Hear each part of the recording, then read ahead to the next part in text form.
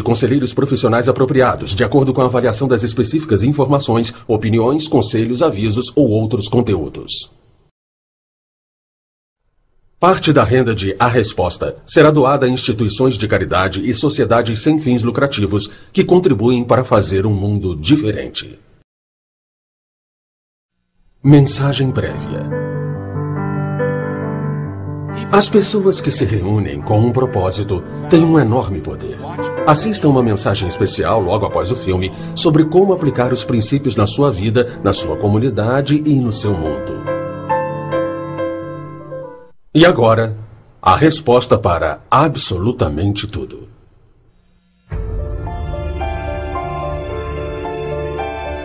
O que você quer na sua vida? Quem sou eu e por que estou aqui? Quem é você? Por que está aqui? Quem é você? Como eu posso produzir felicidade na vida quando eu não estou feliz? Por que algumas pessoas sofrem quando aparentemente outras não? Como recuperar a experiência do amor com o meu parceiro ou com meus colegas de trabalho quando na verdade não é o que eu estou sentindo? Qual é o objetivo disso tudo?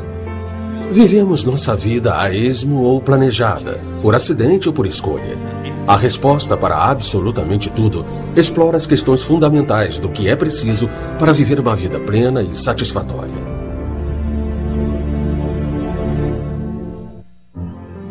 Você deve estar assistindo e se perguntando, mas o que é isso, afinal? O que é que eles estão querendo fazer com este filme? Estão tentando fazer um filme melhor sobre o segredo? Estão tentando nos revelar o verdadeiro segredo?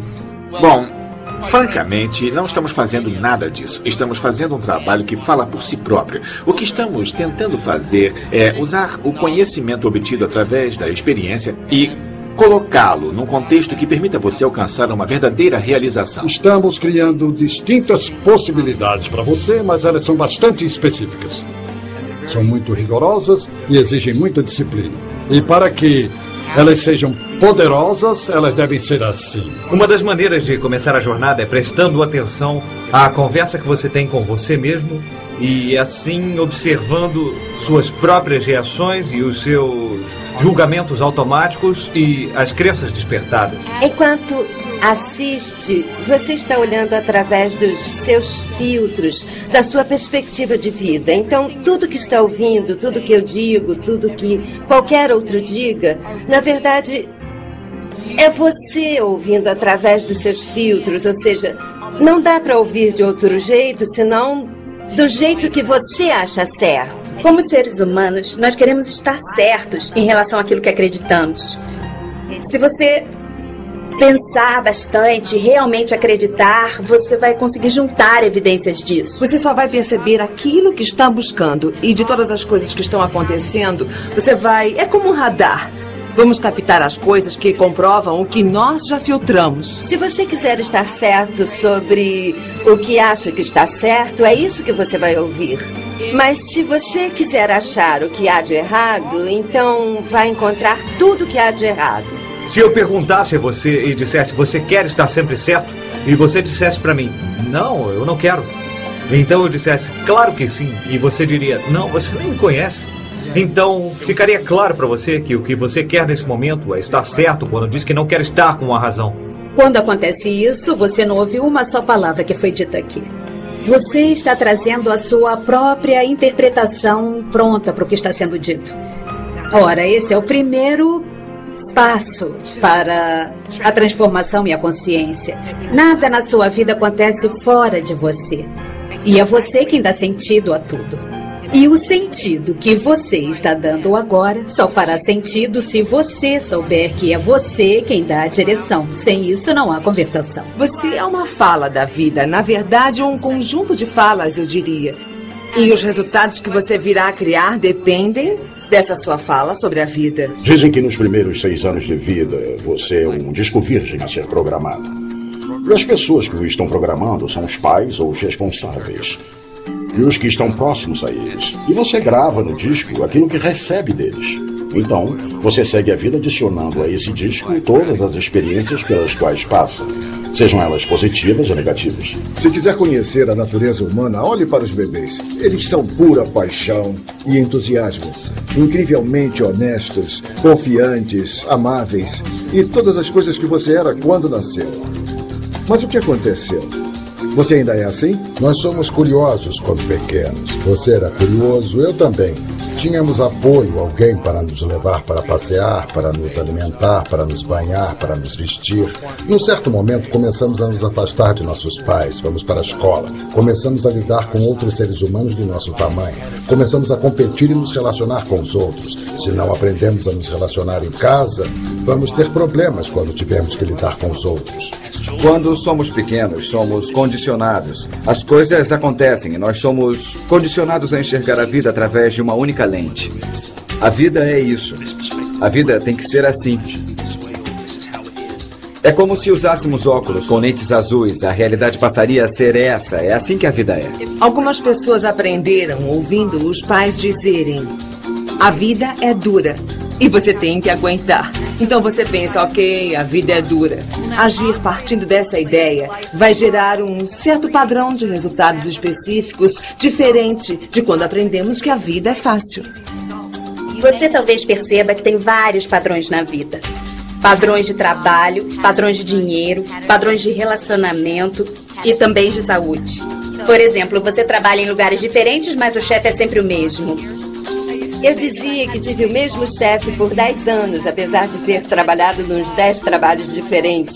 E olha que eu já até trabalhei para uma mulher, porque era a mesma coisa, era eu que criava a mesma pessoa na minha vida. A minha crença na época era de que precisava de alguém para me dizer o que devia fazer, alguém forte e controlador que me dissesse o que fazer. Eu não percebia que tinha criado essa história sobre quem eu era e sobre as pessoas da minha vida. Então ficava recriando a mesma situação sempre. É provável que você queira um aumento. Talvez seja o seu objetivo. Mas acontece que a sua fala é: meu chefe é muito difícil, ele não gosta nem um pouco de mim, eu não fui muito bem há uns 3 meses. Eu sei que às vezes ainda me olha feio, eu tenho medo dele. E pode ser que ele não me dê o aumento. Nós temos essa voz interna. Uma fala interna que não para.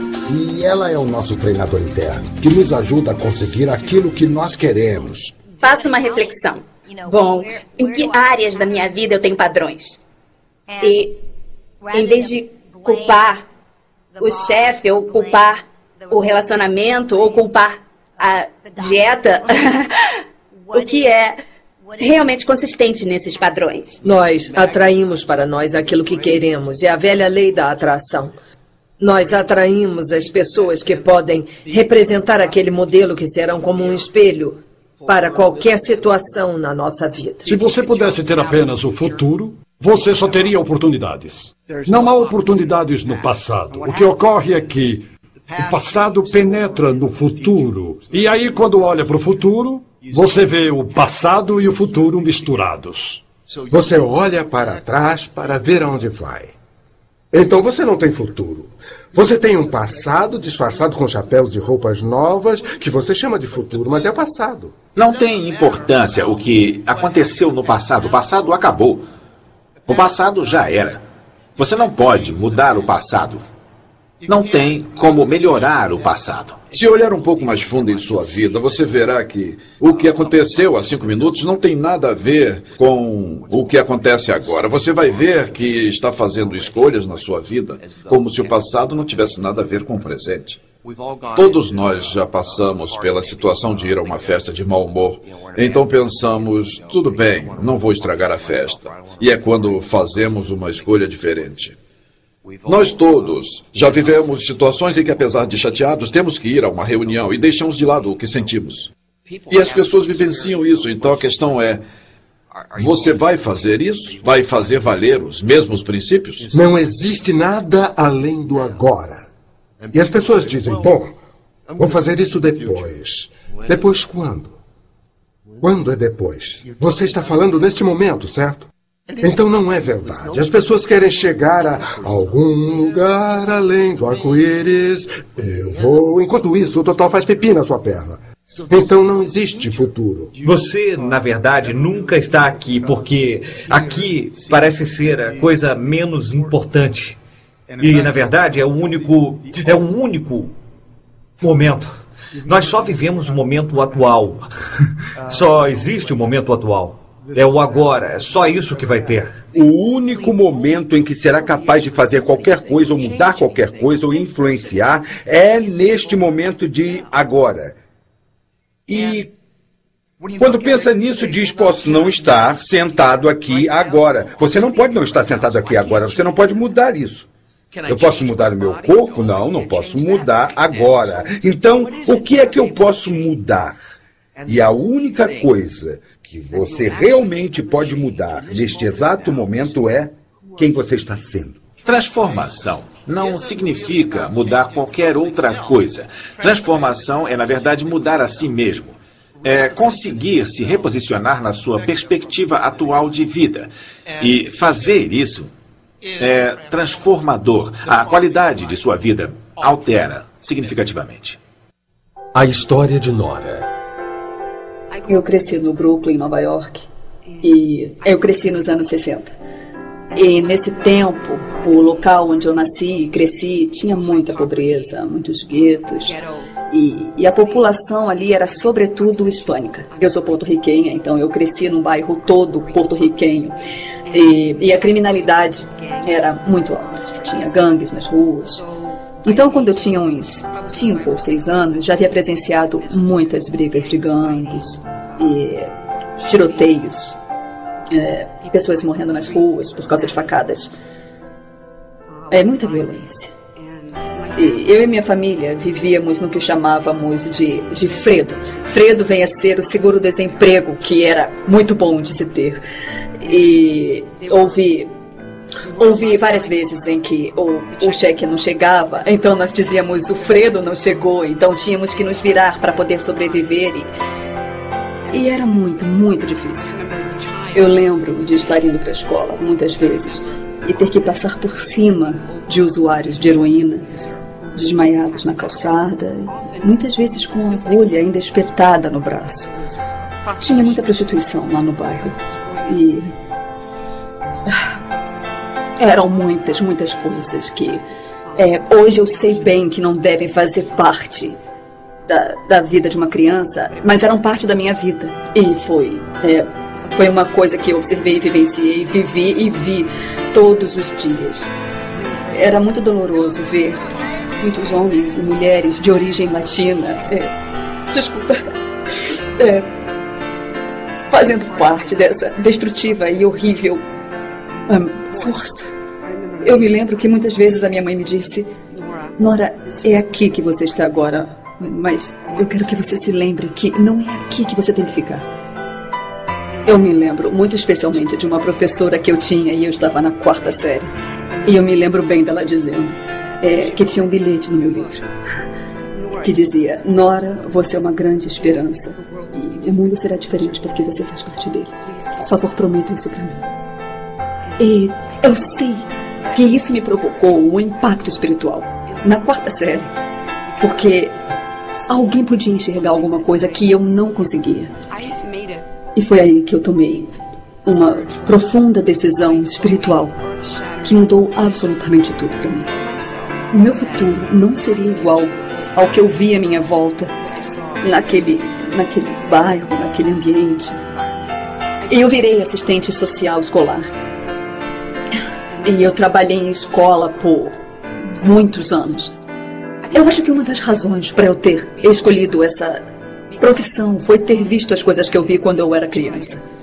Então, eu queria que fosse diferente com as outras crianças. Então, comecei a trabalhar com adolescentes numa escala bem maior, fazendo treinamentos em que crianças e adolescentes vivenciam posições de liderança e então examinam profundamente como estão conduzindo as suas vidas nesse momento. Os seres humanos costumam agir buscando o equilíbrio e nós gostamos de manter as coisas nos lugares, queremos sentir segurança, conforto, etc. E, inevitavelmente, algumas vezes, parte da nossa vida não funciona. Então, começamos a nos questionar e a nos sentir inseguros e confusos. Eu ficava feliz só de receber o meu salário quando eu era jovem. Eu costumava dormir até as 11 da manhã, acordava, ia jogar basquete por 3 ou 4 horas, voltava para casa e cochilava. Tomava uma chuveirada, depois eu ia ao cinema, ficava acordado até as 2 da manhã, vendo televisão, essa rotina de sempre. Levava uma vida folgada. Quando saí da faculdade, eu abri 6 empresas diferentes de imóveis, de construção. Sou acionista de 5 emissoras de TV, produtora de vídeo, distribuidora de filmes e... eu estava fazendo o que tinham me ensinado, estava fazendo o que a minha família tinha feito, meu avô, meu pai. Eu fiz muito bem, segundo os padrões esperados, mas segundo o meu padrão, eu era muito infeliz, eu estava morrendo. O que aconteceu comigo é que eu percebi que alguma coisa dentro de mim começava a crescer, começava a querer existir, a florescer. Intimamente, de alguma forma, eu sabia que eu não era o que eu fazia, sabia que não era aquele que eu aparentava ser.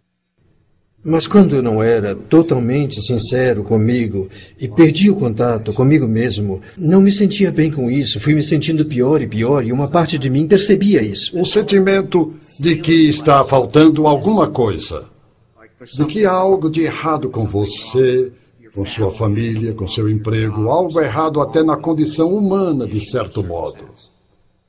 Acho que a maioria de nós, quando se aquieta de verdade e observa, percebe e sente essas coisas e diz, está faltando alguma coisa. O que é essa coisa que está faltando? Se estamos falando de uma coisa que é importante, estamos falando isso de propósito, porque é muito mais do que uma boa ideia. Não é uma coisa que você queira ver acontecer, tem que haver uma força.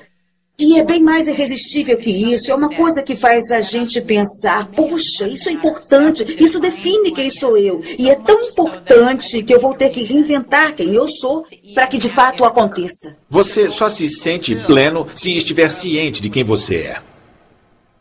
Para se sentir realmente pleno, você tem que se sentir totalmente presente. Sentir plenitude e satisfação sendo você mesmo. Se você está esperando que o motivo venha de fora, por uma mensagem, por alguma coisa que você vai receber, você pode esperar por muito tempo.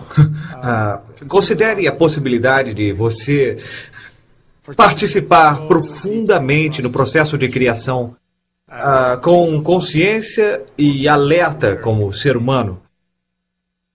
Procure criar o seu motivo e deixe que ele mesmo inspire você. A história de Steve. Eu tinha sorte, 2 filhos ótimos e gostava da minha vida.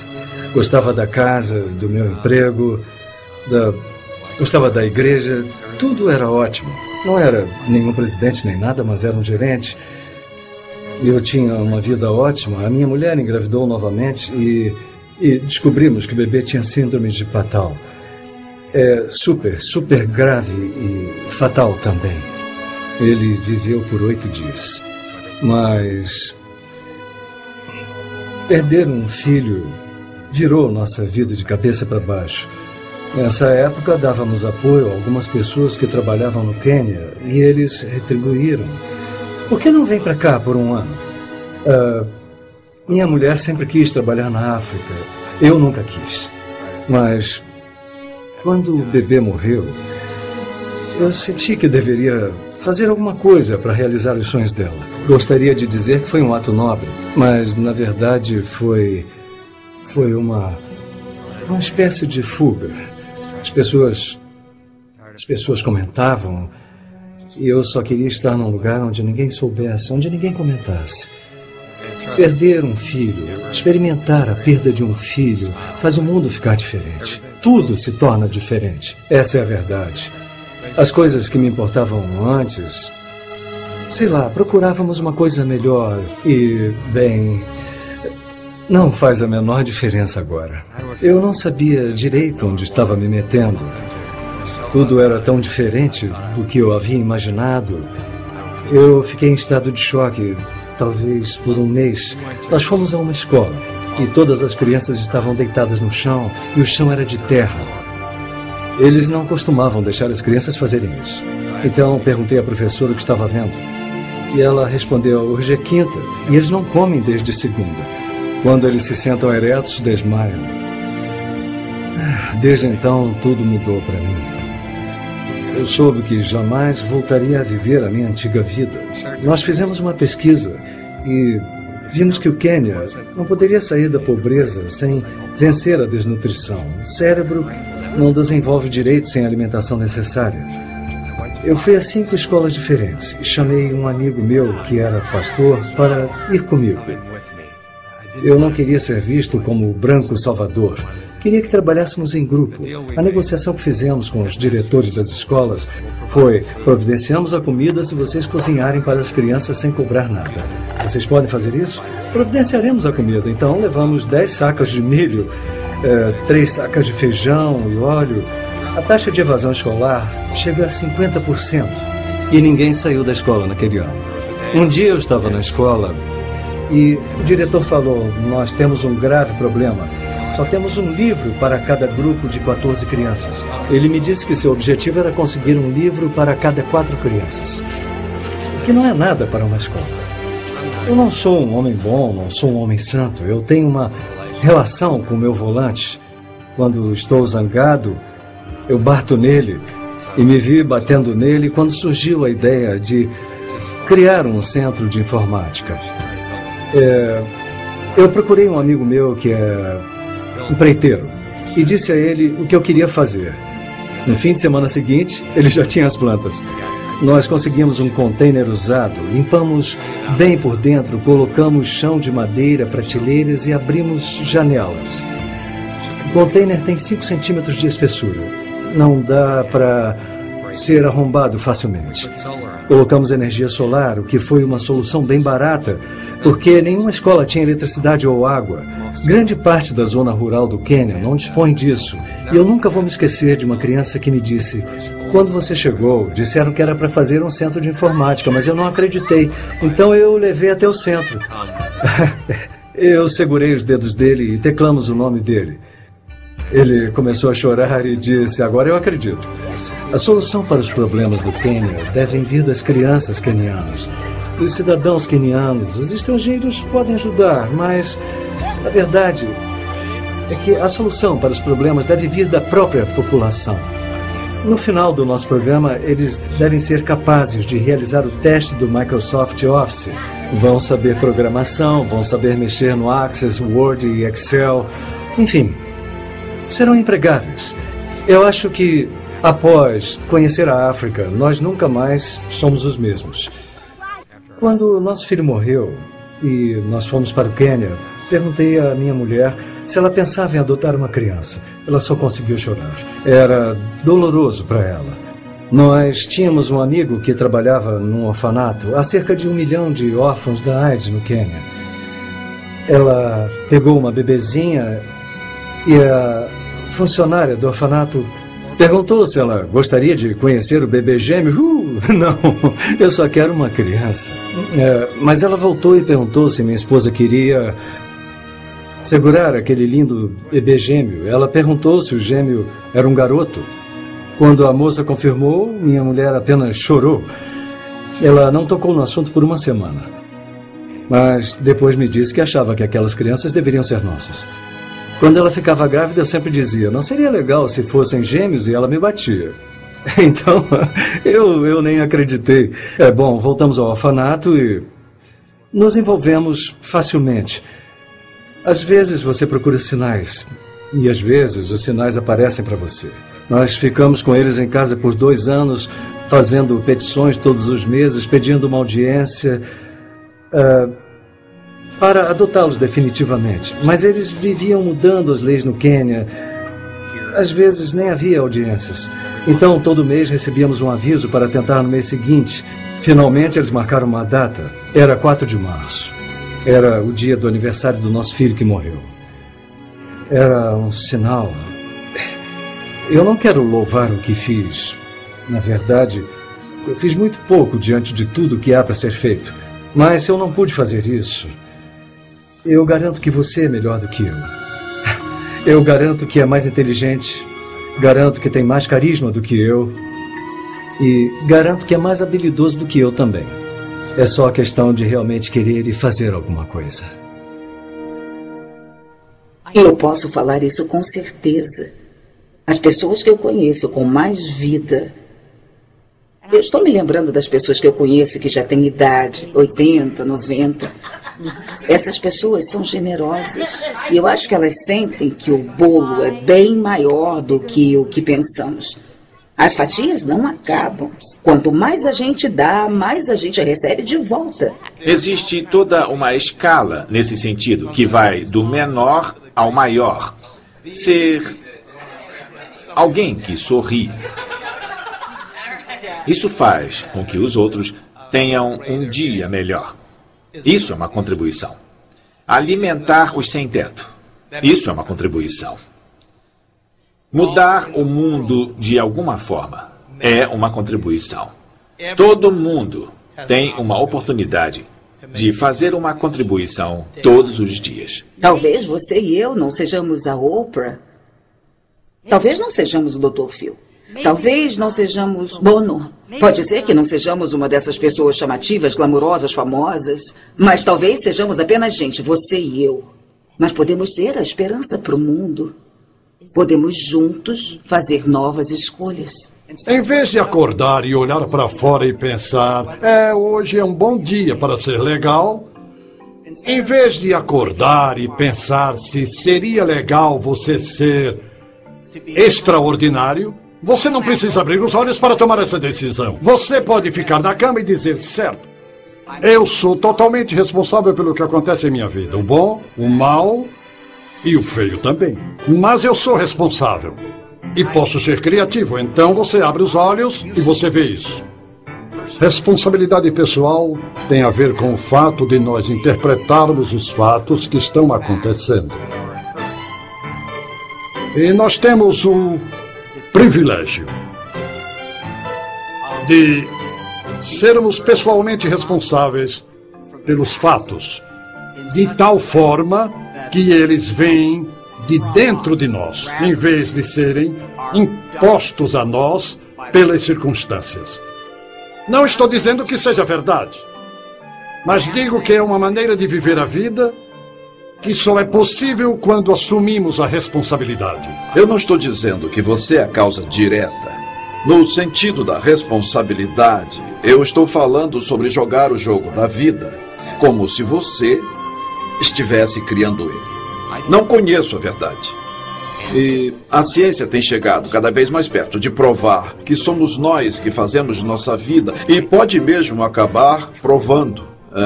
Mas não saber se isso é verdade ou não me impede de acreditar na ideia de que minha vida não está pronta e eu sou o criador dela e criador de tudo. Eu não estou tirando nada de Deus, não estou tirando nada do universo. Eu apenas estou me afirmando na vida como o jogador da minha vida, como autor dela. Quando você assume a responsabilidade e entende que assumiu, você sente que não... É uma verdade com letra maiúscula, não é uma verdade universal. Mas você escolhe. Isso redefine seu passado, modifica toda a sua visão do futuro e, claro, o seu presente fica diferente. O grande desafio na responsabilidade é que a maioria das pessoas a encara ou a confunde, seja com culpa, se sentindo culpado por alguma coisa que fez, culpando a si mesmo por algo que fez, ou com obrigação, um fardo. E responsabilidade, se você consegue se aprofundar no conceito, vê que ele é muito libertadora, estimulante e muito fortalecedora. Porque, de repente, você passa a ser o capitão do navio. Você se transforma numa pessoa diferente quando produz o que acontece na sua vida. Quando você fica numa posição passiva, em que você não pode interferir nas condições que cercam sua vida, você é um coitado, um infeliz, um problema, um estorvo.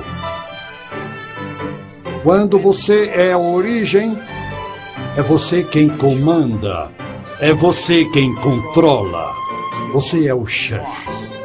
Você é o patrão da sua vida. E é fácil ser o responsável pessoal quando as coisas andam do seu jeito. Eu criei isso. Eu comprei essas ações na hora certa. E me sinto feliz comigo mesmo. Epa, eu acho que comprei essas ações na hora errada. E elas caíram. É um pouco mais difícil de se responsabilizar. Mas o jogo é o mesmo. Você tem que assumir o bom e o ruim. Não existe meio termo. Não pode ser responsável pelo que funciona e ter outra pessoa responsável pelo que não funciona. Você é 100% responsável. 100%. Transformação. A palavra transformacional pode parecer um pouco misteriosa. Que tal trabalho de mudança de perspectiva? Bom, se todo mundo simplesmente mudasse de perspectiva e entendesse que não precisa ser do jeito que é, pode ser o Nirvana. Porque decidimos. Transformação não significa necessariamente uma mudança em alguma coisa que você possa ver. O meu corpo não muda, continuo tendo as mesmas emoções, eu posso até manter os mesmos pensamentos, mas para mim transformação é um tipo de conscientização de que eu sou parte de tudo e não que eu estou separado e isolado. A transformação ocorre no momento que você percebe que é o autor. Não digo que ser autor é ser responsável ou culpado. Não há culpa no modelo transformacional. O que há é aceitação, amor e também uma compaixão pela condição humana. A compreensão de que, ao jogar o jogo, vamos chamar isso de jogo, ao jogar o jogo da vida, há algumas leis. E entender essas leis é o que faz você ser livre. Até onde sei, não dá para sair vivo deste jogo. Se você puder, me inclui nessa, mas vamos supor que não seja possível sair vivo deste jogo. Então, qual é a alternativa? No meu ponto de vista, é mudar de tem alguma coisa errada para tudo está perfeito desse jeito. Mas isso exige uma mudança de pensamento, uma mudança nas minhas crenças. É um modo de interpretar a mim mesmo, o mundo, o meu humor, o sentimento que tenho de uma maneira diferente da que costumo fazer. Uma outra maneira de definir transformação é eu tenho minhas crenças ou elas me têm, eu tenho minhas emoções ou elas me têm. Muitos de vocês tomam decisões e pensam que estão fazendo uma escolha, mas na verdade são suas emoções, são suas reações e as escolhas não são suas. Fomos levados a acreditar que somos nossas circunstâncias e condições. E a jornada da alma humana está percebendo que não é nada disso. Então, qualquer sofrimento, como depressão, não poder pagar as contas, tudo isso, na verdade, revelam a sua consciência para você. Elas revelam aquilo com que você se identifica. Então, o processo, a primeira parte do processo é se conscientizar. Se conscientizar que você não é isso. Mas você é a pessoa que está dizendo que você é isso. Olha, para mim, sinceramente, existe alguma coisa na vida que busca, que quer acontecer e está sempre buscando acontecer através de nós. Eu acho que trata-se de se abrir para essa chance, para esse impulso da vida, sentir profundamente o que está tentando acontecer e então poder alinhar nossa visão, nossa estratégia, nossas ações e objetivos com o que quer que aconteça na sua vida. Essa experiência é quase como observar a natureza. Quando eu era pequena, eu adorava as lagartas, ver a metamorfose delas. Para mim, é uma metáfora da transformação da sua vida em minha vida. Porque se a gente pensar lá dentro daquela lagartinha, dentro de cada uma, existe uma borboleta. Mas será que a lagartinha sabe? Não sei. Eu acredito que ela não saiba disso. Mas como eu vou ter certeza? O que eu sei é que com o tempo necessário, talvez ela sinta a necessidade de se retirar da sua condição de lagarta e adentrar num estágio em que ela vai começar a tecer o seu casulo. E naquele casulo, uma coisa poderosa vai acontecer. A história de Tony. Eu cresci no Oregon. Meus pais se divorciaram quando eu era muito pequeno. Eu estava com 4 anos e minha mãe se casou e se divorciou 5 vezes e muita coisa aconteceu enquanto eu crescia. Nós não nos falávamos com frequência, tínhamos regras em casa e uma delas era eu não ser visto. Eu não podia ficar em casa quando eles estivessem lá. Havia muito estresse na casa e, de forma alguma, eu era perfeito. Eu sei que eu aprontava às vezes, mas o ambiente em casa não era dos melhores. E eu sabia desde pequeno que ela não me queria. Então, quando eu fui expulso de casa, aos 16 anos, eu não fiquei muito surpreso. Eu sabia que isso podia acontecer.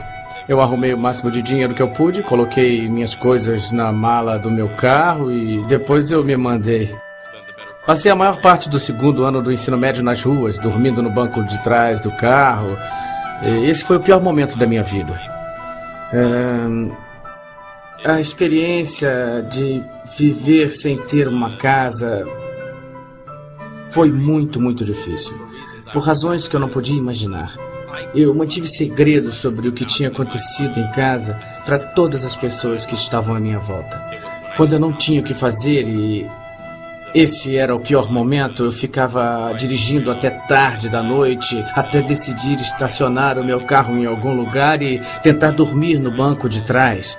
Tentar dormir no carro era dificílimo, porque era quando eu me sentia mais deprimido, quando eu me sentia totalmente desesperançoso e eu sentia como se não tivesse uma saída. E depois de um ano nesse processo de construir negatividade em cima de negatividade, em cima de negatividade, de muita frustração, eu percebi que eu não podia continuar daquela maneira.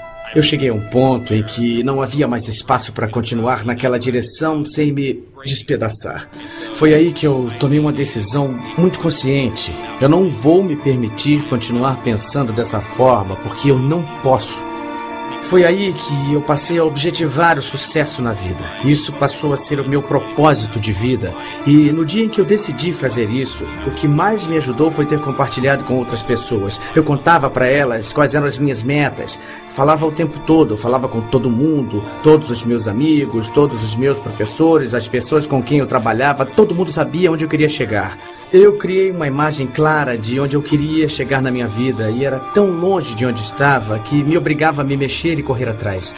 Aos 19 anos, eu acabei montando um negócio que me rendia um ganho mensal de 6 dígitos e tinha pouco a ver com conhecimento ou com experiência.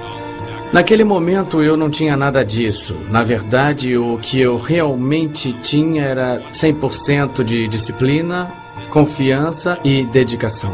Minha dedicação era total. Eu não conheci meu pai na infância e, embora muita gente me dissesse para procurá-lo, isso nunca foi uma prioridade para mim. Eu acabei quase que por acidente encontrando ele quando eu tinha 18 anos. Eu encontrei não apenas o meu pai, mas uma enorme família que não sabia que existia e que vinha me procurando e procurando minha irmã caçula por quase 15 anos.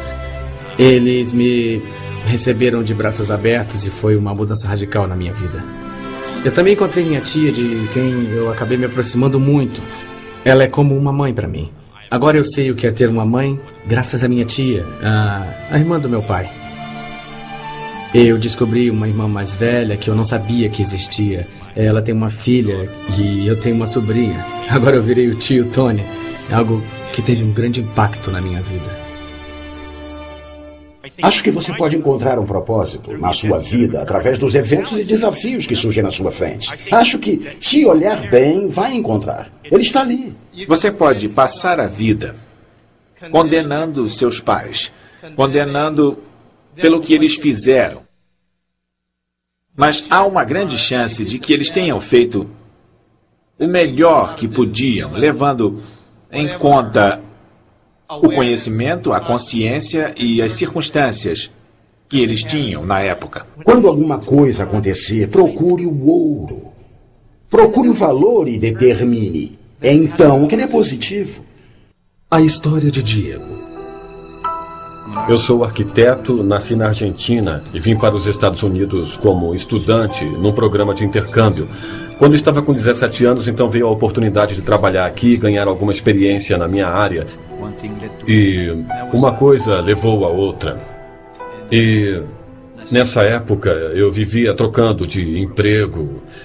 E comecei num escritório novo, trabalhei durante uma semana e de repente eu comecei a sentir dores de cabeça, náuseas e enjoos terríveis que não passavam. Então eu chamei um amigo meu e pedi que me levasse ao hospital e eu sabia que alguma coisa estava errada. Então eu expliquei para o médico os sintomas e ele me disse: isso me parece meio estranho.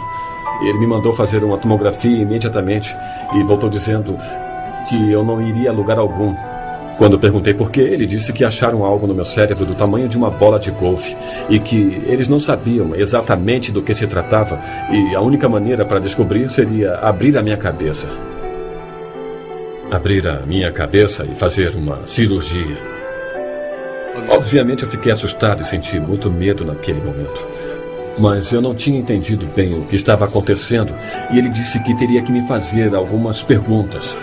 Eu respondi que tudo bem, qualquer coisa que ele quisesse. Nós precisamos de instruções, ele disse. O que vai acontecer se você acabar ficando num estado vegetativo? Ou se não for mais capaz de andar? Foi aí que eu caí em mim. Isso não é brincadeira, é muito sério. É como se alguém lhe dissesse agora: a sua vida vai acabar amanhã de manhã. Foi como eu me senti. E naquela noite eu fiquei pensando: eu me recuso a morrer. Eu vou viver, eu não quero nem saber o que dizem. E eu lembro que eu levantei durante a noite e tinha um quadro negro no quarto. E eu lembro que eu escrevi ali Hasta la vitória sempre, o que significa até a vitória sempre. Para lembrar a mim mesmo, quando voltasse e lesse aquilo, que era o que tinha que manter na cabeça. Era lutar até o fim, haja o que houver. Eles fizeram exames, análises e descobriram que se tratava de um tumor cerebral. E o médico me disse: bom, esse é o câncer mais agressivo que se pode ter. Apenas 5% das pessoas conseguem sobreviver. E eu não posso lhe dar mais do que 5 anos de vida. Nada além disso. Então, um monte de coisas passou na minha cabeça. O que eu vou fazer? Eu volto para casa? Eu fico aqui?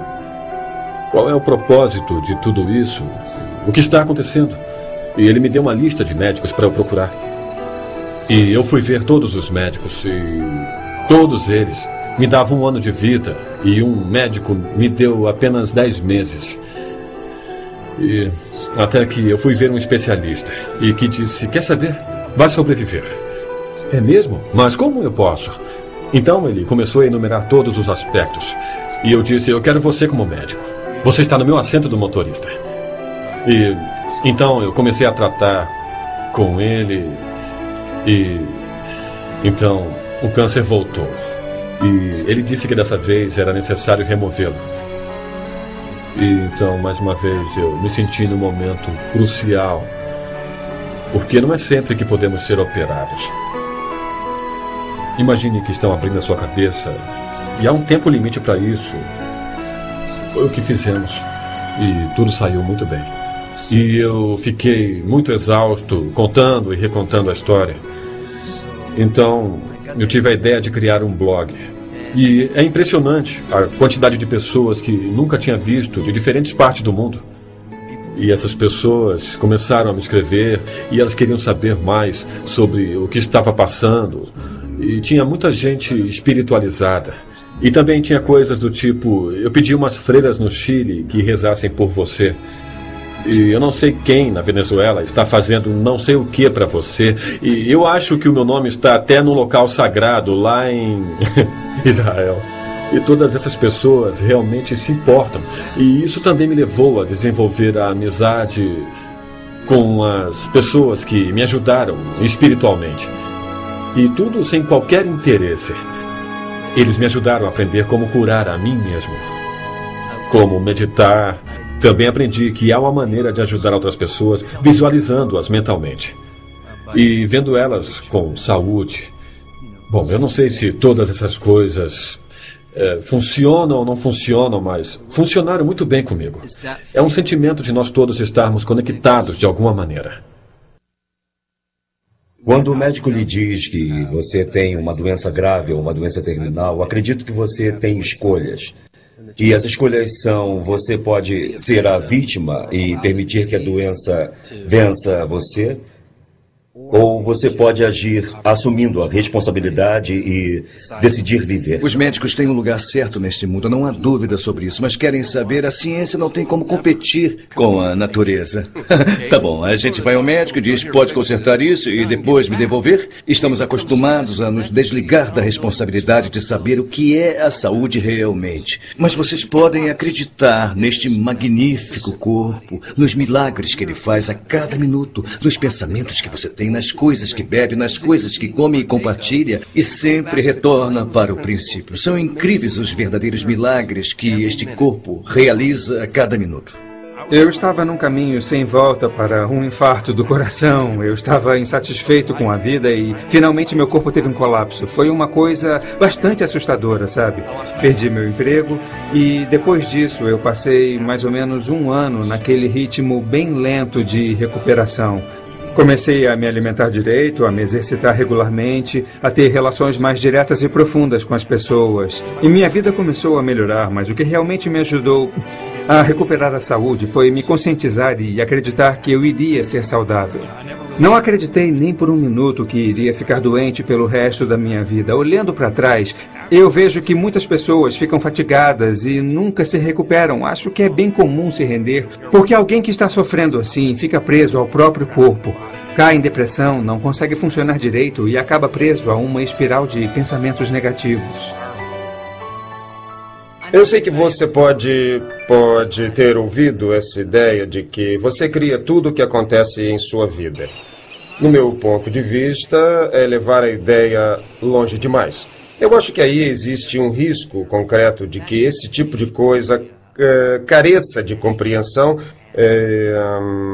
principalmente se é algo que acontece inconscientemente na sua vida. Se estiver vivendo uma situação de doença, eu não sugiro que jogue fora seus remédios e não sugiro que jogue fora todas as outras ferramentas que tem à sua disposição, porque talvez seja possível que você não tenha atingido o grau de controle para curar a si mesmo por conta própria. Se eu assumir a responsabilidade agora, não no passado, será que todos os meus atos e pensamentos terão um impacto real na minha doença? Ou seja, qual o significado da doença na minha vida? Isso pode ser realmente valioso, porque assim você pode ver se seus pensamentos e experiências realmente contribuem para a sua doença.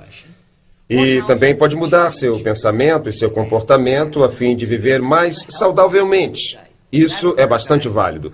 Mas não se você estiver achando que você é o culpado e que ficou doente por causa dos seus erros. A história de Roger. Dizem que se você quiser ficar louco, pense em si mesmo o tempo todo. E era o que eu fazia. Podemos falar de mim? E depois de falar de mim, vamos falar um pouquinho mais de mim? Essa era a minha vida. E eu pensava que os outros estavam interessados. Eu sofria de egocentrismo terminal. Essa era a minha doença. Eu ficava pensando numa maneira de me conectar a vocês, fazer parte e ser interessante.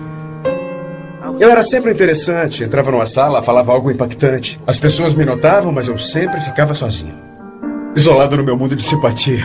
E o que acabou acontecendo foi que eu comecei a beber socialmente, a fazer de tudo socialmente. Era divertido, animado, a maior curtição. E só fazia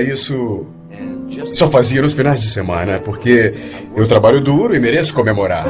Os fins de semana se transformaram nas terças e as terças nas quartas, e antes que eu me desse conta, eu já fazia todo dia.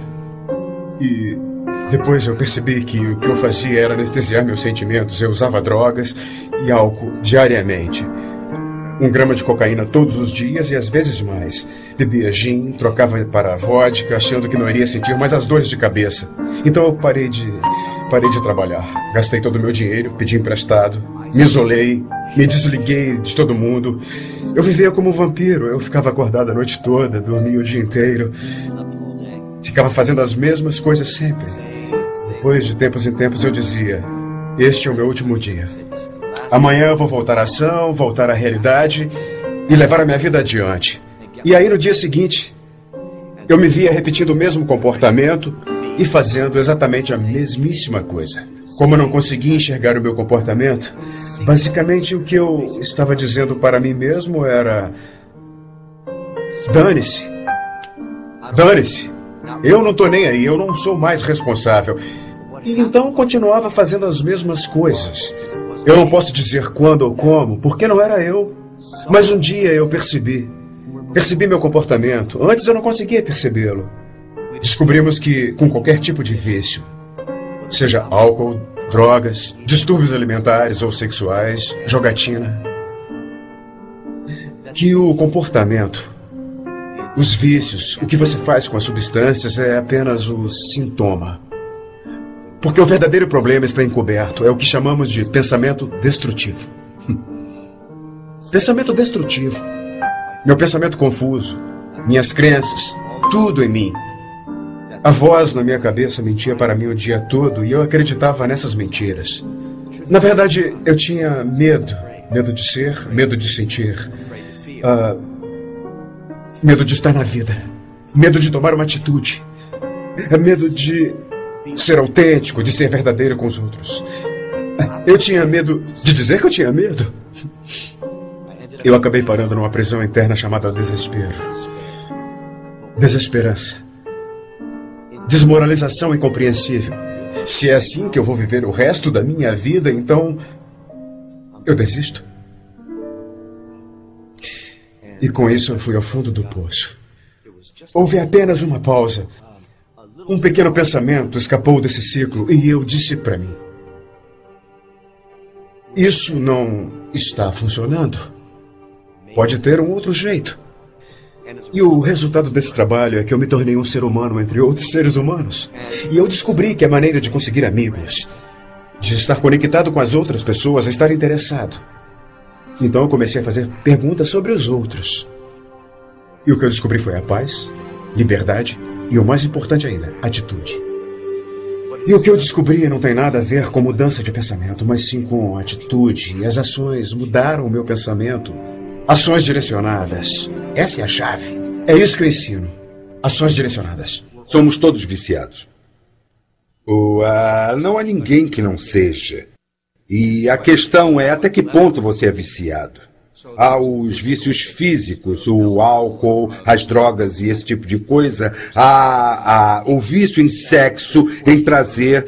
Você sabe, todo esse tipo de vício em jogo, em riscos e nesse tipo de emoção, nessas coisas todas. Mas todos nós somos viciados em ser vítimas.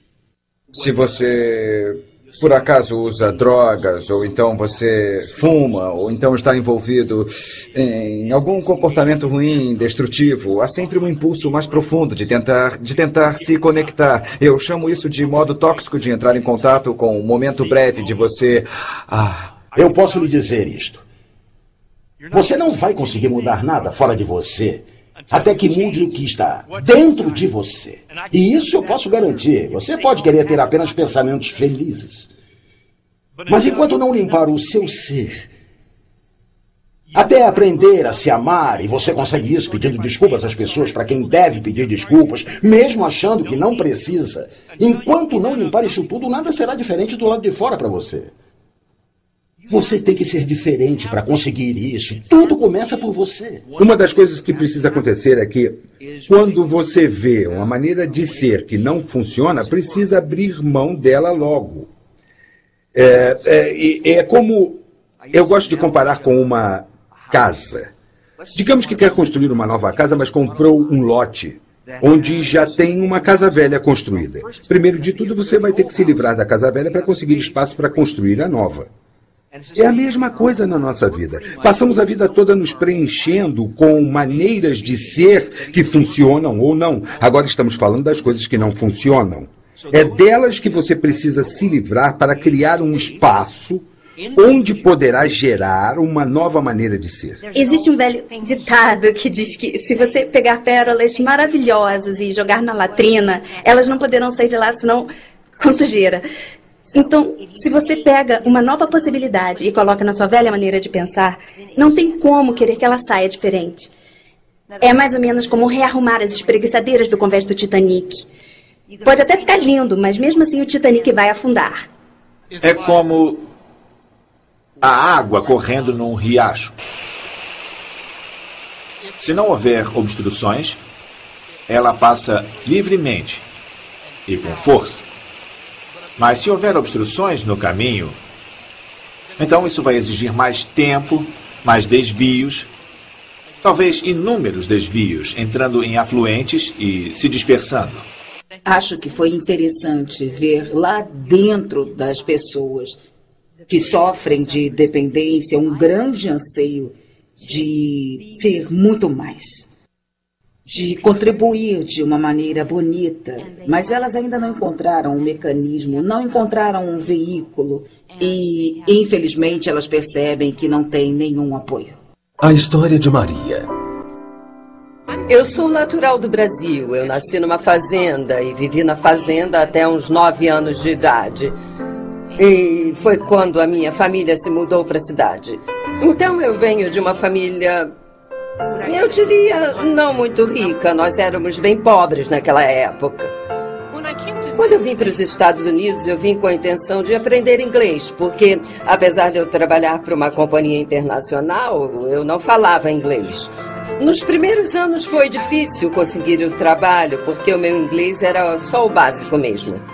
Eu frequentava a escola, mas ainda estava aprendendo. É engraçado, não engraçado, mas interessante que, olhando para trás, o meu primeiro trabalho foi conseguido com compromisso e persistência. Eu me lembro de achar no jornal um anúncio de emprego como contadora. Eu liguei para lá, mas a entrevistadora disse que eu estava acima das qualificações necessárias e ela temia que eu abandonasse o cargo. Eu era boa demais, meus padrões de trabalho eram melhores, eu trabalhava com administração quando vim do Brasil. Mas sabia que aquele emprego era muito importante para mim, porque era meu primeiro trabalho ali, eu queria muito. Então eu liguei para a mulher durante um mês e fiquei ligando, e ela repetia o que já tinha me dito. Foi quando eu aleguei que ela mantinha um anúncio no jornal, então não tinha contratado ninguém. Se naquele tempo eu tivesse desistido e pensado que aquele emprego não era para mim, eu nunca teria tido a oportunidade de me tornar uma cidadã americana. Aquele emprego me deu primeiro a oportunidade do Green Card e depois de pedir a minha cidadania. Isso é uma coisa que a gente simplesmente faz, custe o que custar. É isso que eu chamo de empenho. Eu comecei na empresa como contadora e fiquei lá por 3 anos. Mais tarde eu tive a oportunidade de progredir e me tornei inspetora e depois diretora financeira nessa outra empresa.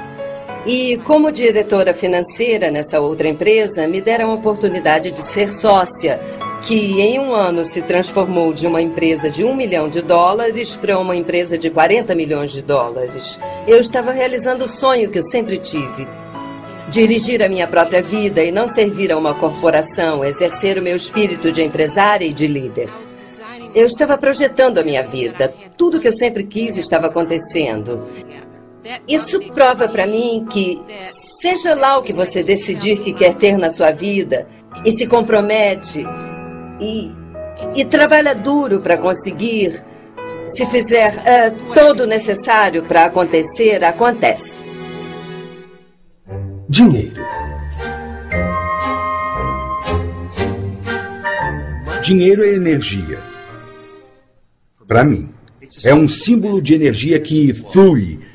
E se eu conseguir manter fluindo, movendo, é incrível como eu continuo achando que eu tenho o suficiente. Eu me hospedo em suítes nos hotéis, viajo em primeira classe nos voos. Eu não me imponho limites. Meu negócio envolve viajar, então quero viajar bem. E gasto bastante dinheiro nisso. Não é meu dinheiro, é o dinheiro do cliente. Mas há dinheiro para que eu possa fazer isso. Em vez de economizar e poupar e ficar guardando e me preocupar e não ter o suficiente, existe em abundância. Isso não quer dizer que eu seja responsável perdulário. Significa se abrir para a abundância. E se eu achar que não posso comprar alguma coisa, isso é uma limitação. São limites no que eu posso ter e no que eu posso oferecer. Então eu quero mudar isso. Uma vez me disseram há algum tempo que se eu acreditasse que merecia $300 mil por ano, alguém iria me pagar isso. Foi quando eu comecei a me levar a sério. E quanto mais eu acreditava em mim e no meu valor, minha renda foi crescendo proporcionalmente. Num período de 4 a 5 anos, eu quadrupliquei a minha renda. Quando eu comecei a dar consultoria, eu não sabia o que estava fazendo. Liguei para uma amiga minha e disse que estava sem trabalho. O que eu posso fazer? Então ela sugeriu que eu fizesse consultoria. Respondi que não entendia nada de consultoria. Então ela me disse para ligar para um amigo dela, e foi o que eu fiz. Ele tinha uma empresa de transformação e foi tão estranho. Eu fui lá, sentei com ele para uma entrevista e o que ele queria era aumentar o número de pessoas no seminário dele. Durante um dia inteiro, eu apenas observei o que acontecia. E finalmente eu saquei. Então voltei lá e disse: eis a resposta. Tire as mesas de lá. Poderá colocar mais gente. E ele, incrédulo: só isso? E eu disse: só isso. Tire as mesas de lá e coloque mais gente na sala. Você não precisa de mesas. Então ele disse que a sua mulher gosta de saber o nome de todo mundo. Eu disse: isso não é problema, use crachás. E para dizer isso, eu pedi $5.000 e consegui. Eu pensei: jura? Quando ele pegou o cheque, assinou e me entregou, eu disse a mim mesma: será que eu enganei ele? Será que é de verdade?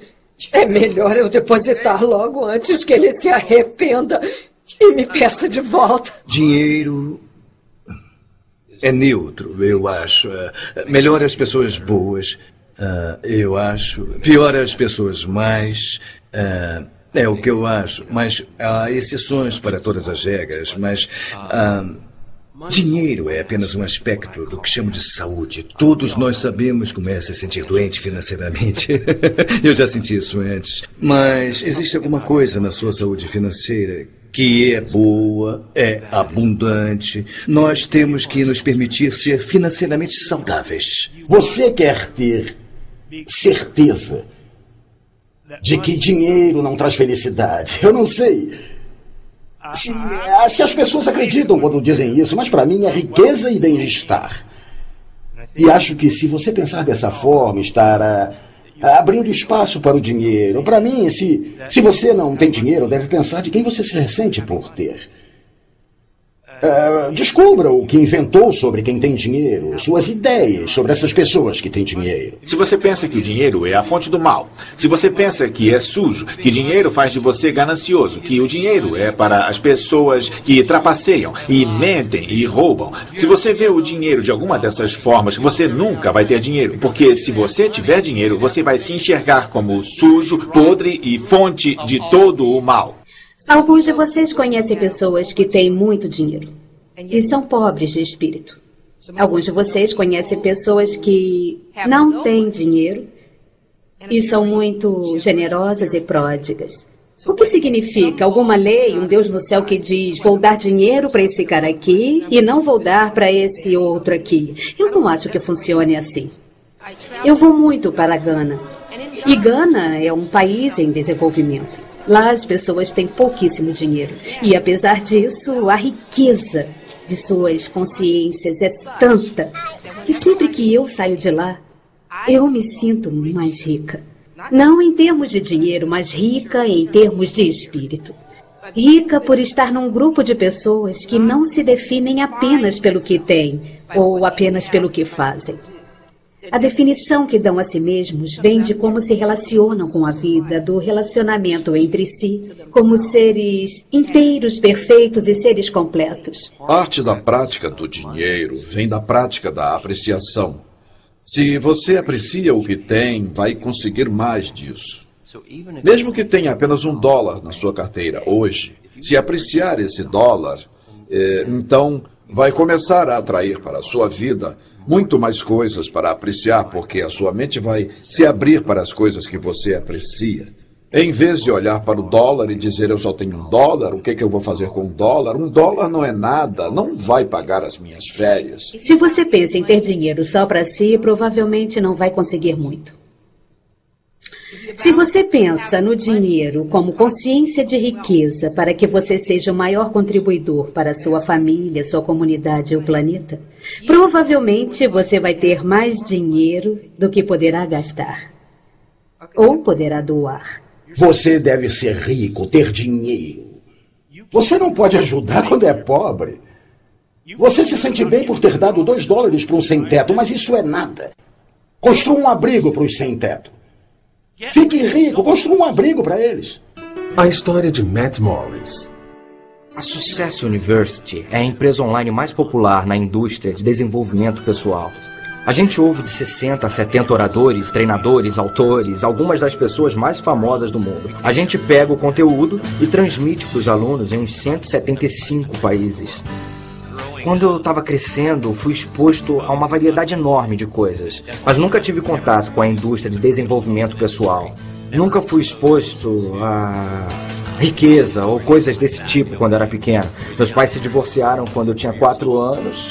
Meu pai acabou na prisão porque era alcoólatra, sempre se drogava e acabou cometendo suicídio quando eu era garoto. Eu tinha 13 anos de idade.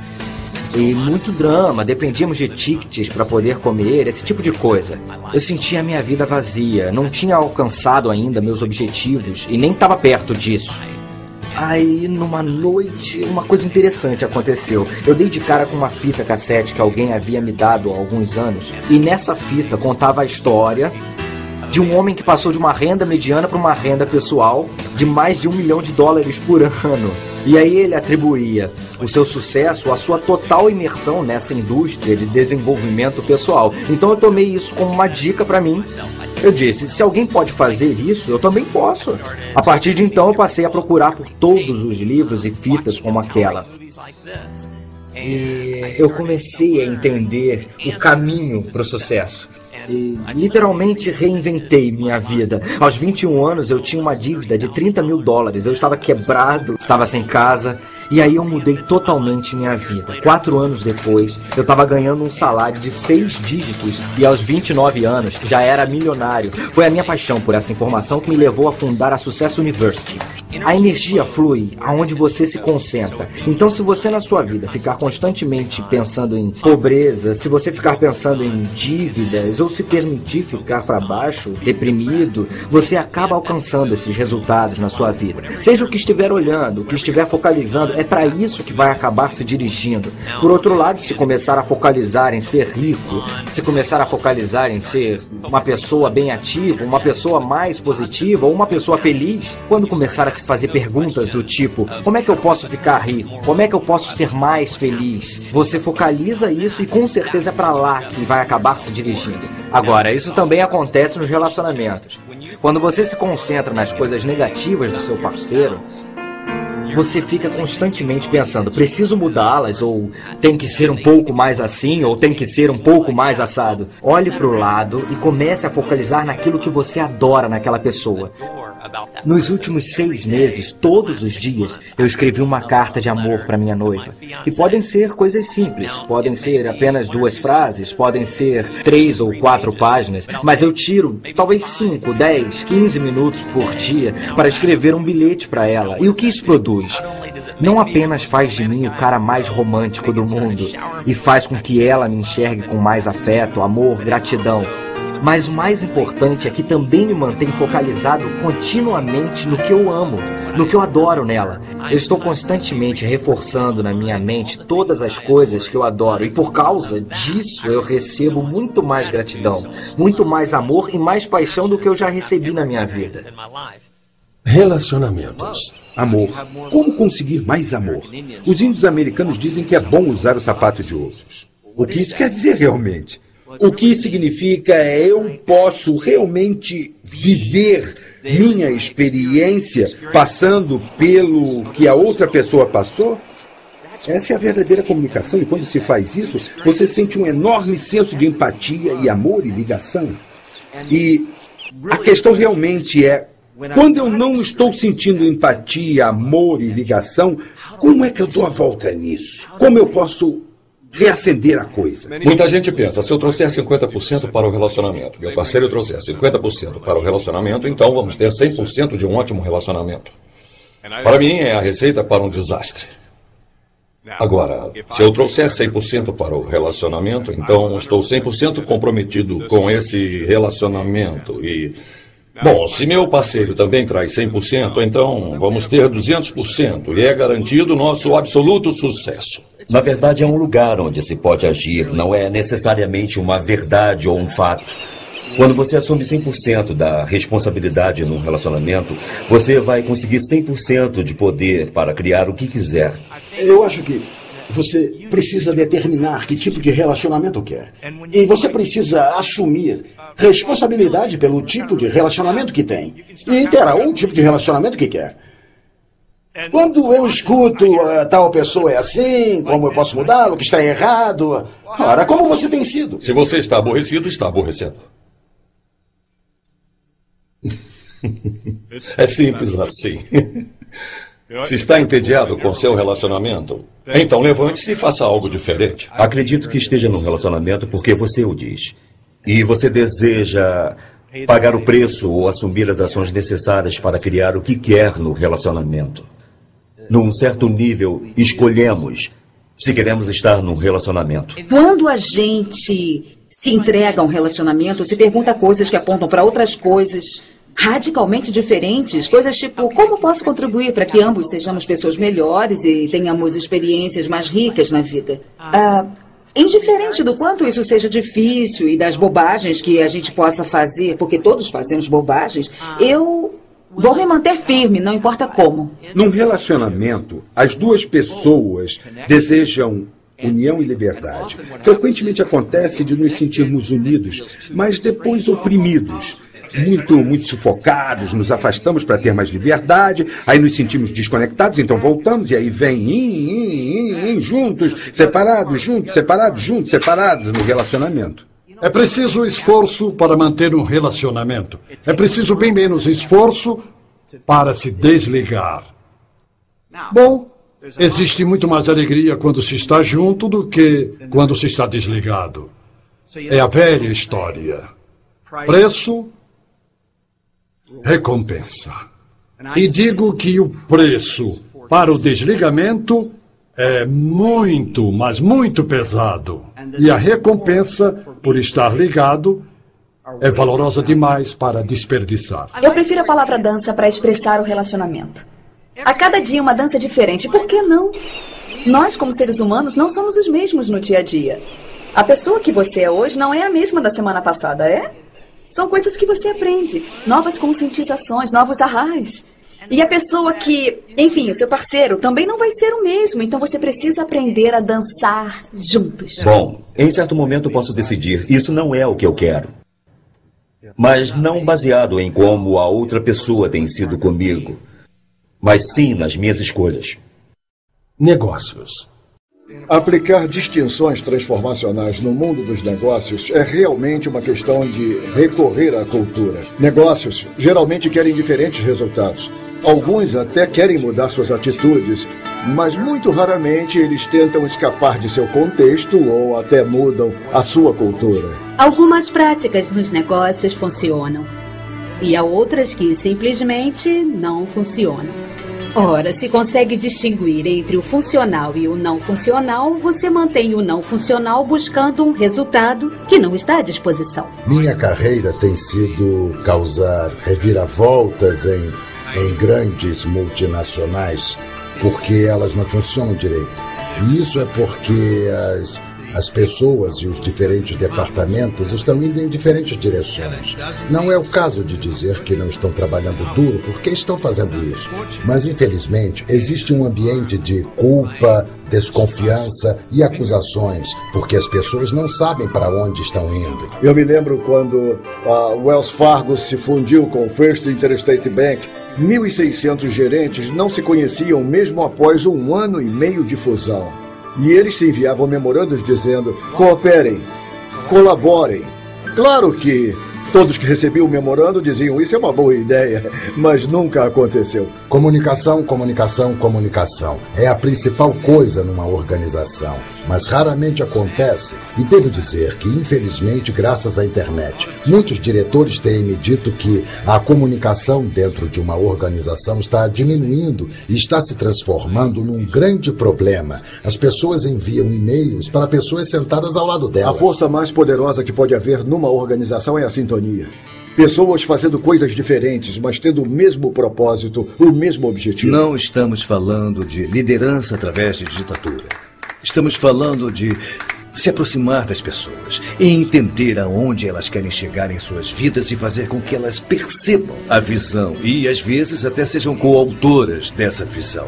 E, a partir desse momento, não interessando a causa, nem interessando o propósito ou o negócio, estamos todos alinhados e juntos nessa visão. Eles sentiram, eu senti, nós sentimos de fato. Nós criamos juntos essa visão e essa autoria. E isso vai fazer valer os altos e os baixos de criar um negócio de sucesso. Pense na possibilidade de cada pessoa da sua empresa estar a serviço de todos os outros na empresa. Se uma empresa cresce e se desenvolve, não é apenas porque é um sonho da organização, mas quando um líder consegue articular a visão de uma organização de tal modo a mover e inspirar as outras pessoas a trabalhar em prol dessa visão, elas trabalham por essa visão porque elas sabem que se a organização ganhar, elas ganham. E se elas ganham, a organização ganha. Liderança é se manter no movimento progressivo para uma direção. É entender que você é responsável, é fonte da divisão, a ideia, o movimento, a ação, incluindo os resultados bons ou ruins. Isso é você. O que eu faço às vezes para me lembrar disso é sair e olhar como a natureza é bonita. E eu já percebi que ela é sempre envolvente, está sempre se recriando, 24 horas por dia, 7 dias por semana. E isso faz com que eu me lembre quando eu estou em movimento e quando eu estou estagnado. Uma das razões para eu gostar de ir para a mata é a natureza. É natural. É assim que vemos a natureza e nós somos parte dela. Nós vivemos aqui no planeta. Então, quando olho para a natureza e vejo como ela funciona, vejo como minha vida deve funcionar. E se eu cooperar com essa maneira de ser, ela flui facilmente. Mas se quiser fazer a meu modo, fica difícil. O problema nos negócios é, eu vou montar uma empresa porque ela vai me trazer a independência financeira, vai me ajudar a não me preocupar em me aposentar, vai gerar uma renda passiva. Vai me ajudar. Assim que começa a pensar dessa forma, adivinhe, seus sócios, clientes e todos os outros vão para o segundo plano. Bom, e o que há de errado nessa imagem? Será que eu vou a um restaurante para garantir que o dono desse restaurante possua independência financeira e renda passiva? Acho que posso encomendar algum enlatado pela internet. A história de WC.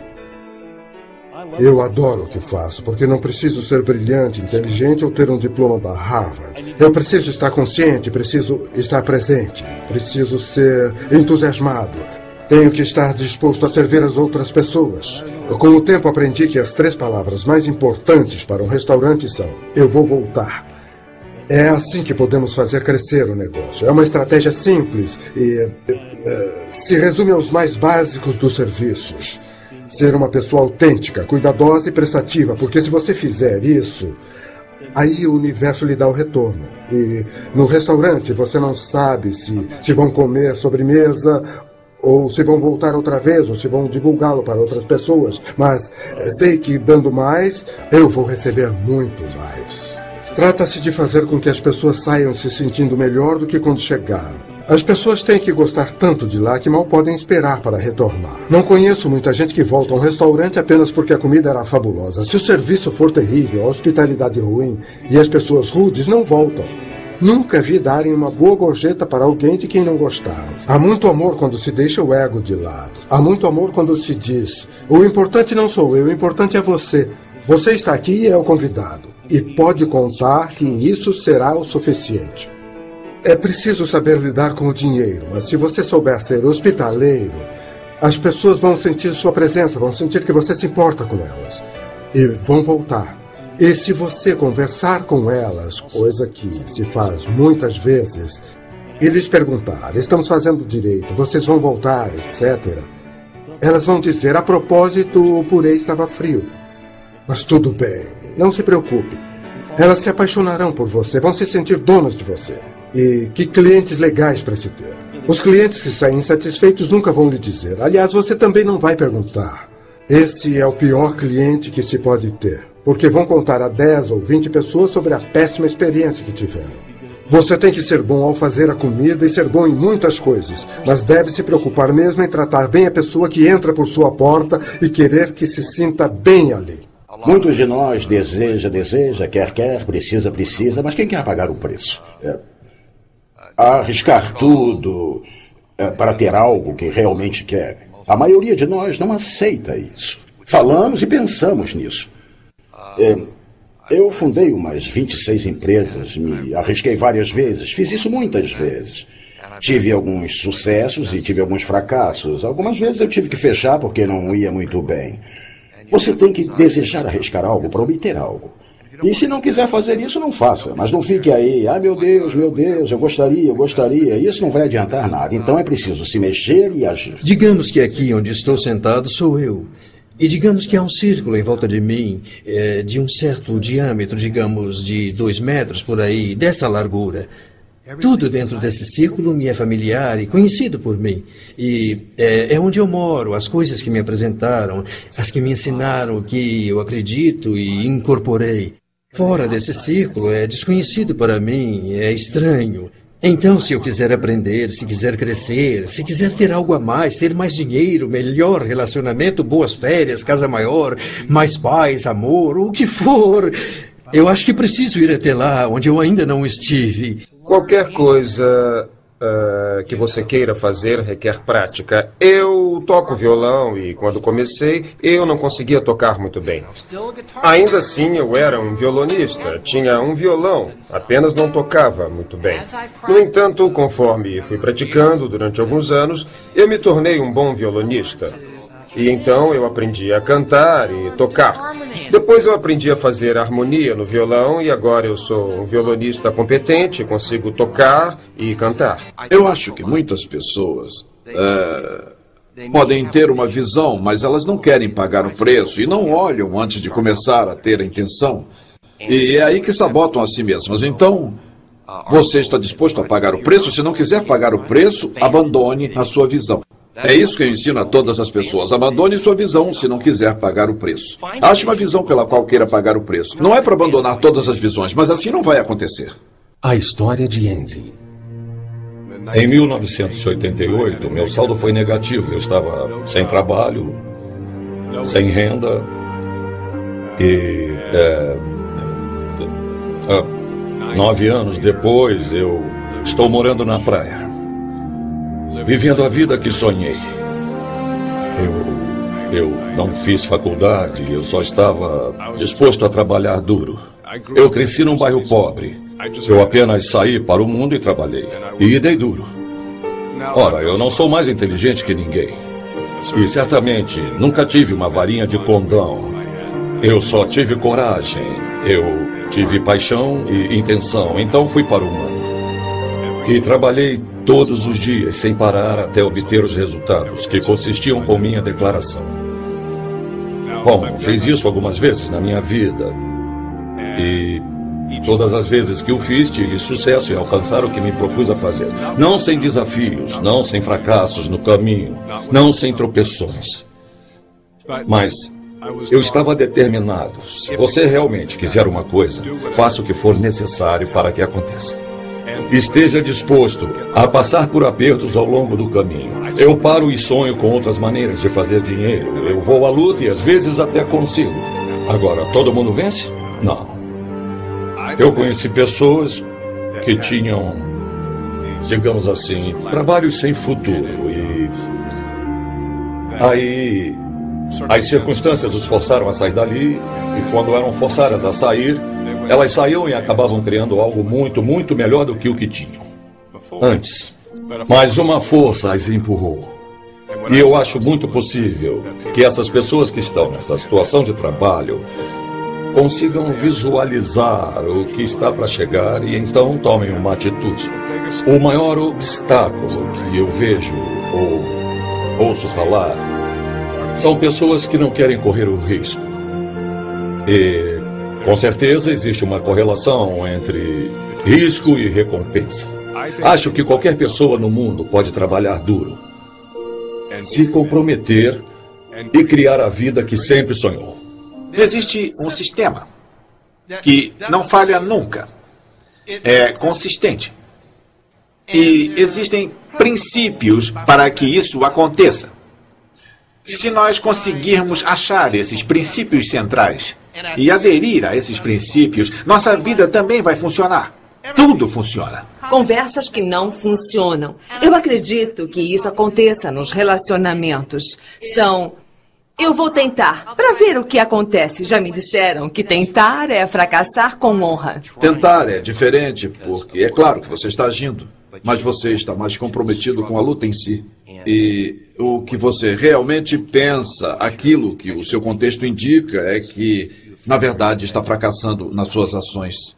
Então você está querendo que alguma coisa aconteça, mas não está acontecendo porque você está gastando sua força na luta. Você armou uma coisa para que, caso dê errado, você não fique mal e vai se sentir melhor consigo mesmo. E a razão de muitas pessoas não conseguirem o que querem é já terem formado uma opção, caso não consigam. O pano de fundo precisa ser: fracasso não é uma opção. Vou conseguir. Eu estou disposta a fazer o que for, ser o que for. Não vou desistir, jamais desistirei. Não aceito a opção de fracassar.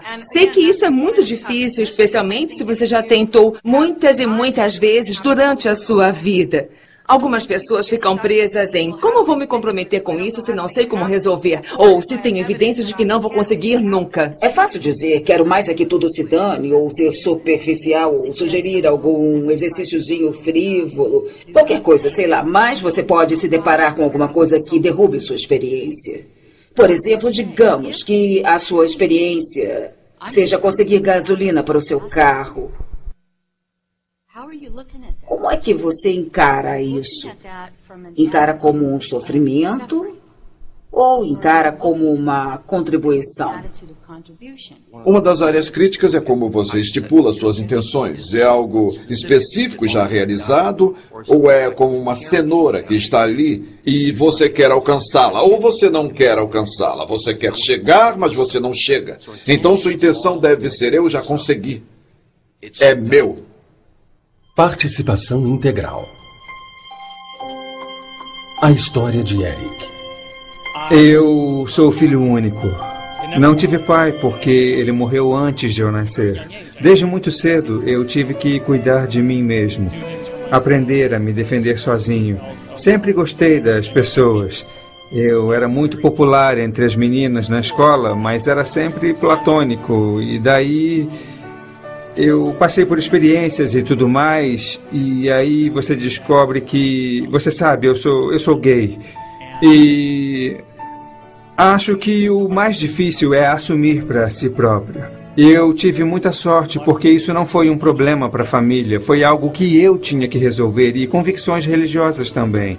Aceitar a mim mesmo exatamente do jeito que sou, e isso foi o mais difícil porque eu me assumi gay na adolescência bem cedo. Atualmente sou gerente de corretagem de uma imobiliária em Nova Jersey. Abriram um escritório novo da Keller Williams em Fort Lauderdale e eles estavam querendo um sócio investidor. Então a oportunidade surgiu assim e eu disse sim.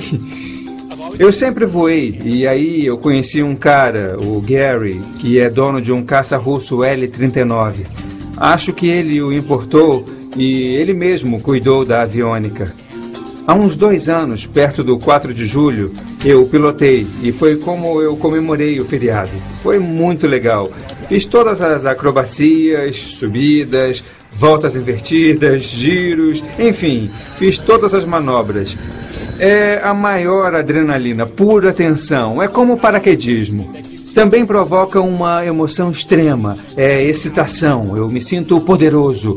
Porque se eu fiz isso, eu posso fazer qualquer coisa. Quando eu era mais novo, eu tinha muitos brinquedos. Quando amadureci, eu passei a valorizar as experiências e o tempo que eu passo com as pessoas, porque as coisas não duram. Elas dão um prazer momentâneo, mas desaparecem. Para quem está de fora, minha vida parece fácil. Eu faço ela parecer fácil porque eu tento incorporar Trabalho com prazer. Eu nunca deixei de agradecer pelas coisas e as pessoas que tenho em minha vida. Trata-se de trabalhar junto, formar um time, uma rede e garantir que aconteça. Participar, se movimentar. Participação integral. É a última parte do relacionamento. Participação integral. O que significa? Significa que quando você sai da cama de manhã, já está na ativa. E quando vai para a cama à noite, está exausto. Por quê? Porque você joga com tudo. Joga sem nada a perder. E, na verdade, você não tem mesmo nada a perder. Porque, como falei antes, ninguém sai vivo deste jogo. Então, se não posso sair vivo do jogo, quais são minhas opções? Jogar com tudo. Totalmente responsável. Como origem, criando do nada. Ir fundo 100% ou se restringir. Garantir que não vai cometer erros. Estar certo. Ser condescendente, julgar, isolar-se e não se relacionar. Essa resposta não é difícil para mim. E acho que para você também não. Eu acho que quando nos importamos e nos engajamos com tudo na vida, participamos fundo da vida. E aceitamos nos arriscar, fazer coisas que possam parecer incômodas, como falar com estranhos. Faz muita diferença para eles e ainda mais para a gente. São pequenas coisas, como se dispor a falar com um completo estranho numa mercearia. É uma coisa tão pequena, mas você nunca sabe a diferença que vai fazer para outra pessoa. E esse sentimento de satisfação por ter feito isso é incrível. A história de Michael. Eu possuo um abrigo para os sem-teto em Las Vegas, que começou com um amigo meu. Ele é um cara rico, que sabia muito bem da importância de retribuir. Ele falou para mim que já tinha tanta coisa e gostaria de interagir com os sem-teto. E também ele queria fazer a parte dele. Fazia muito calor em Las Vegas, então fomos levar água até uma área onde os desabrigados da cidade se concentram. Então o que nós fizemos foi levar um caminhão cheio de água, meias e essas coisas que ajudam as pessoas. E enquanto oferecíamos a água e interagíamos com eles, aí uma família jovem se aproximou. E eles não deviam ter mais de 20 anos de idade. E eles tinham 3 filhinhos pequenos. Estava fazendo 46 graus e estavam completamente vestidos, inclusive com casacos. E os casacos estavam sujos. As crianças estavam sujas. Aquela interação foi difícil. Mas eu acho que existe o que extrair daí. E eu acredito que as pessoas devem purificar das emoções. Então, porque eu estou preocupado, porque eu estou emocionado com aquela interação, isso é o máximo. Porque o que há nisso para mim, o que há em tudo isso que me emociona? E o que é que isso vai me levar a fazer? Eu usei a emoção dessa experiência para me incentivar a construir essa fundação. Porque talvez eu acredite que se eu der algum dinheiro para as pessoas, então eu vou estar perpetuando a miséria. Mas as necessidades humanas básicas precisam ser satisfeitas. Então, esse é um nível. E eu vou ajudar essa pessoa nesse nível. Mas também vou ajudar essa pessoa a sair desse nível, se ela estiver pronta.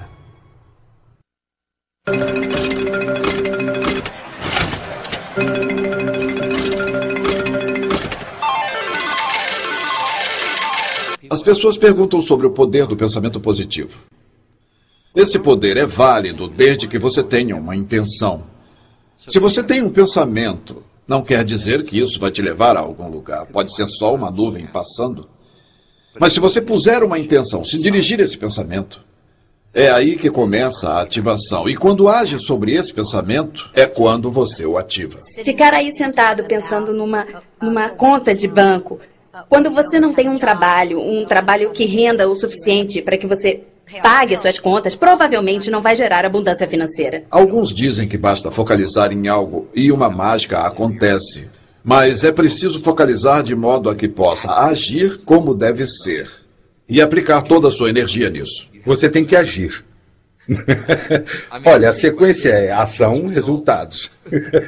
Sem ação, sem resultados. Eu confesso que não conheço muitos casos em que só de pensar, ou seja, apenas ficar sentado pensando, fosse resolver alguma coisa. Eu sei porque já tentei isso. Eu pensei no que queria que acontecesse com muita força. Cheguei a ficar obcecado. E eu não vi qualquer movimento para que alguma coisa acontecesse.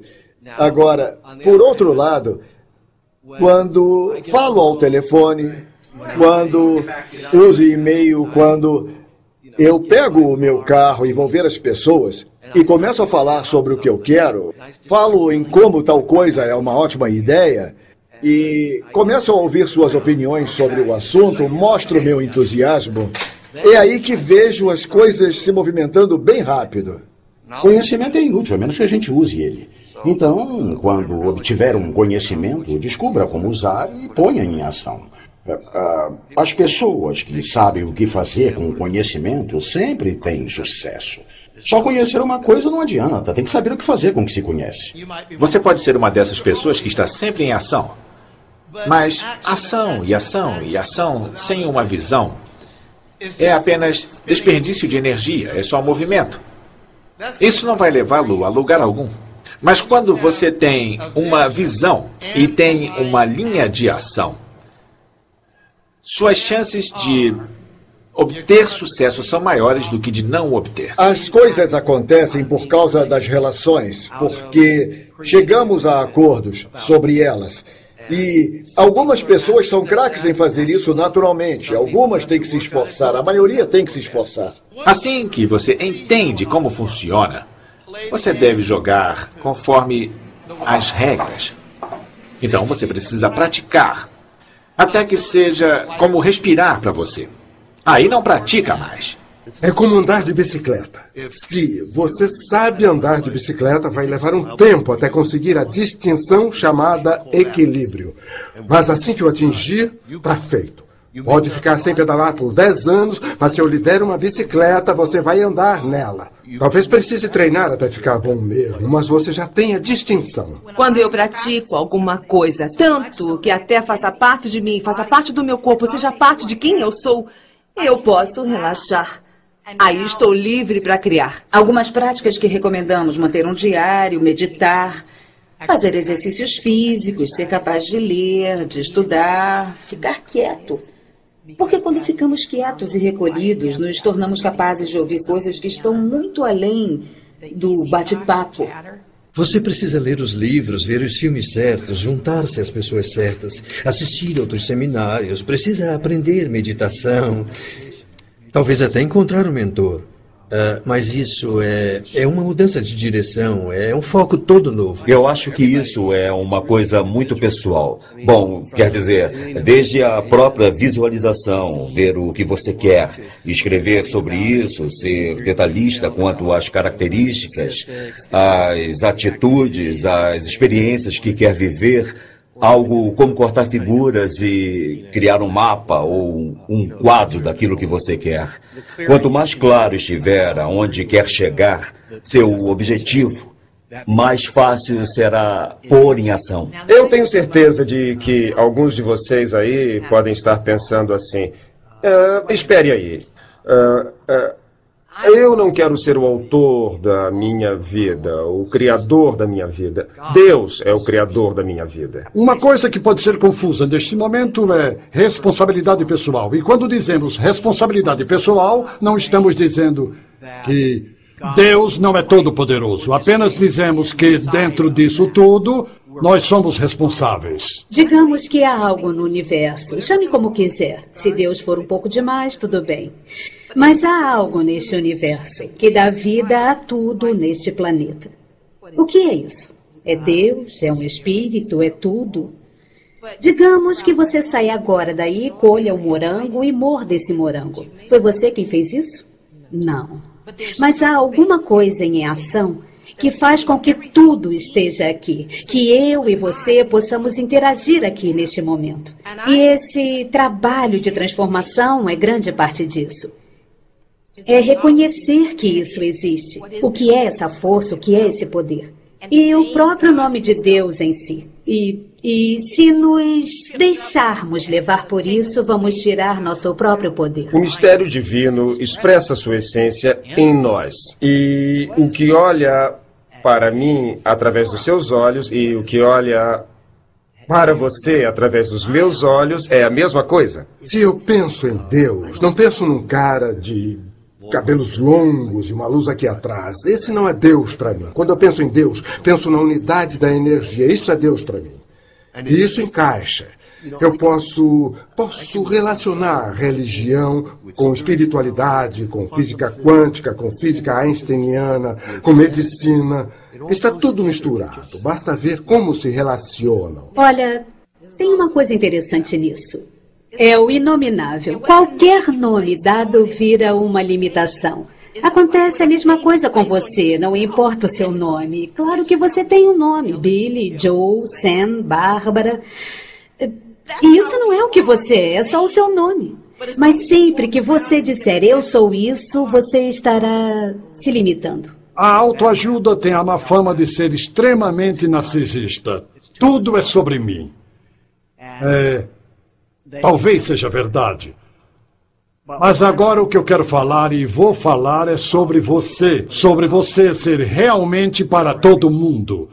E o jeito de nós sermos para todo mundo é nos comprometer a ouvir e falar de uma maneira que enriqueça o relacionamento. O melhor jeito de começar, tendo em mente o final, os resultados, é pensar sobre o fim da sua vida e se perguntar o que você quer dizer no fim da sua vida. E o que você quer que os outros digam de você ao fim da sua vida. A maioria de nós não quer ouvir as pessoas dizendo no nosso enterro: ele tinha uma ótima empresa, tinha muito dinheiro. A maioria de nós quer as pessoas dizendo coisas sobre nós e nossas vidas que são muito mais essenciais. Ao nascer neste mundo, não te dão garantia de que sua vida será um sucesso. Não há garantia de que quando entrar no palco da vida, a plateia estará aplaudindo. Então, arrisque tudo. Divirta-se. Aventure-se. Explore. Experimente. Indague. E se entregue às outras pessoas. Sirva a grande humanidade e você verá a grande humanidade em si mesmo. A resposta para absolutamente tudo. Recapitulando os 4 P's para o crescimento pessoal. O primeiro é propósito. Descubra e esclareça seu propósito na vida. Depois escolha uma atividade que o inspire e o leve à ação. O próximo é princípios. Alinhe suas ações ao fluxo natural da vida e às leis do universo. Depois vem práticas. Elimine seus padrões e hábitos. Identifique o que funciona e o que não funciona e dirija sua energia para aquilo que você quer. O último é persistência. Dê tudo de si, jamais desista. Os passos são: veja, diga, seja, faça, mostre-se, divida, celebre.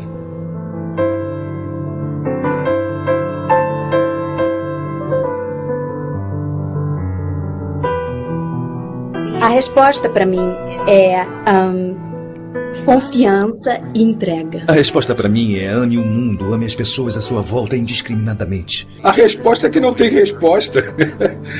Cada pessoa tem a sua própria. A resposta definitiva é amor. Talvez a resposta seja... Você está disposto a estar na pergunta? Está nas questões que você persegue e a resposta é você. Você tem que ser a resposta para si mesmo. Eu acho que a resposta deve ser: transforme-se e cresça. Cresça consistentemente. Crescimento existe em abundância. Amar. Amar é a resposta. Qual é a resposta? Não há resposta. Mas quero dizer uma coisa. Na verdade, a resposta é conhecer a si mesmo. Conhecer a si mesmo como um ser infinito, que é tudo. Só isso.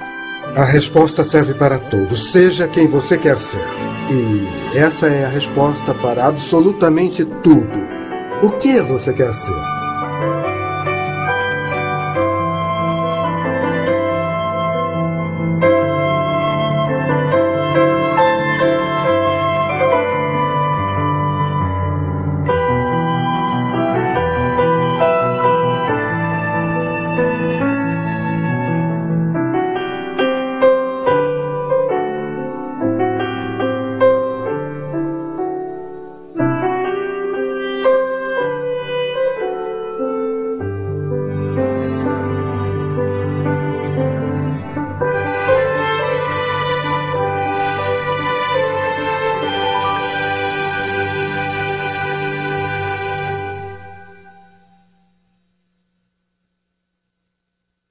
Dê de presente a resposta para todos na sua vida.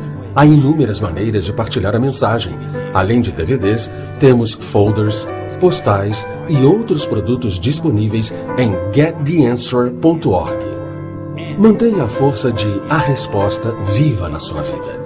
Organize seus próprios encontros, reuniões de pessoas compromissadas a se ajudar e a praticar os princípios explorados no filme. Acesse o endereço na tela para ver dicas sobre como abrir o seu próprio grupo de discussão e para outras ofertas limitadas. E lembre-se, você é a resposta.